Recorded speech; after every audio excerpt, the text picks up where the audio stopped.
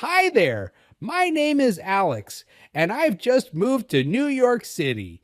It's been a crazy adventure so far, but today I have something super exciting to tell you about. Guess what? I've been invited to my first ever Halloween party. You won't believe how it all happened. I was just minding my own business, trying to get used to life here, and suddenly, boom! Halloween party invitation. Sounds fun, right? Well, wait until you hear the whole story. There are some funny surprises. Stick around because I promise by the end of this, you'll be laughing and maybe even a little spooked. Let's get started. How I got invited to the party. So, a couple of weeks ago, I started making friends here in New York. One of the coolest people I met is Emily, a coworker who's really into Halloween. I mean, she's crazy about it. We were talking about what I should do for my first Halloween in the city, and before I knew it, she invited me to her big Halloween bash. But here's the funny part. She didn't just say, "Hey, come to my party." No, she made a challenge. She said, "You have to come dressed in the scariest costume you can think of. If not, you're banned from the party." No pressure, right? Preparing the costume, the struggles and fun. Now, I've never been to a Halloween party before, so the whole costume thing is new to me. I was thinking, what am I going to wear? A vampire, a ghost, maybe a zombie? But then Emily called me and said, "No way, you can't go for something basic. It has to be original." So I spent hours Googling ideas. I even went to one of those huge costume stores in Times Square. That place was like Halloween heaven. I got totally lost in there. And, well, let's just say I tried on a few costumes that were a bit too embarrassing to wear in public. I'll save you from those details. But finally, I found the perfect one. Want to guess what it is? Nope, I'm not telling you yet. You'll have to wait and see. The day of the party. Getting ready. Finally, the big day arrived. I spent most of the afternoon putting on my makeup and costume. I thought it would take like 30 minutes, but it took hours. There's so much detail that goes into it. I had fake blood, creepy contact lenses, and even some fangs. Okay, now you're getting some clues about my costume. At some point, I looked in the mirror and thought, whoa, who is that? I legit scared myself. It was like being in one of those horror movies. I took some selfies and sent them to Emily, and guess what? She was impressed. So I felt ready, or so I thought. The journey to the party, spooky subway ride. Then it was time to head to the party. I live in Brooklyn, so I had to take the subway to Manhattan. Now, if you've ever taken the subway in New York, you know it's already full of interesting characters. But on Halloween night, it's a whole different level. There were people dressed as clowns, superheroes, even a walking hot dog. The guy next to me had the craziest werewolf costume. He growled at everyone who walked by. At first, I thought it was funny, but then he wouldn't stop. I started to wonder if he was a real werewolf.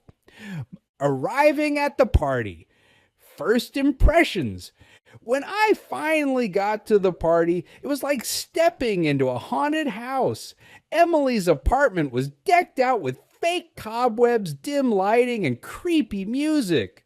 The door creaked when I opened it, and I could see everyone in their amazing costumes. The whole place was spooky but awesome. As soon as I walked in, I heard someone scream, "Whoa, Alex, is that you?" I guess my costume was a hit. I felt like I had just won an award for scariest costume of the year. Not bad for a Halloween newbie, huh? Funny moments at the party.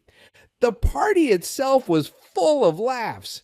At one point, we played this game where we had to tell scary stories, but here's the twist: the stories had to be funny. One guy told a story about a haunted pizza delivery, and another girl made up a story about a vampire who was afraid of the dark. Imagine that. But the funniest moment for me? Well, I might have accidentally spilled my drink on a giant skeleton. I don't know how, but it started wobbling like it was dancing. Everyone thought it was part of the show. Halloween food fails. Now, let me tell you about the food. Emily went all out with the Halloween snacks. There were cupcakes with little ghost faces, cookies shaped like bats, and a punch that looked like it came straight out of a witch's cauldron. Sounds delicious, right? Well, sort of. The cupcakes were so realistic that I almost couldn't eat them. I mean, who wants to take a bite out of a cute little ghost? But the real problem, the punch. It was this green, bubbling mixture that looked cool but tasted, well, let's just say it wasn't what I expected. Someone said it had gummy worms floating inside. At first, I thought they were just part of the decoration, but nope, I actually drank one. Yikes! Dancing in costume. So, after all the spooky food and scary stories, it was time to hit the dance floor. Now, I love dancing, but let me tell you, dancing in a full Halloween costume is a whole different challenge. My costume had layers, props, and all sorts of accessories that were fun to look at, but a nightmare to move in. I was trying to do the Thriller dance, the famous Michael Jackson moves. But every time I turned, my costume would get stuck on something. At one point, I almost tripped over a plastic pumpkin. That would have been embarrassing. Luckily, I played it off like I meant to do it. Yep, that was all part of the routine. Party pranks.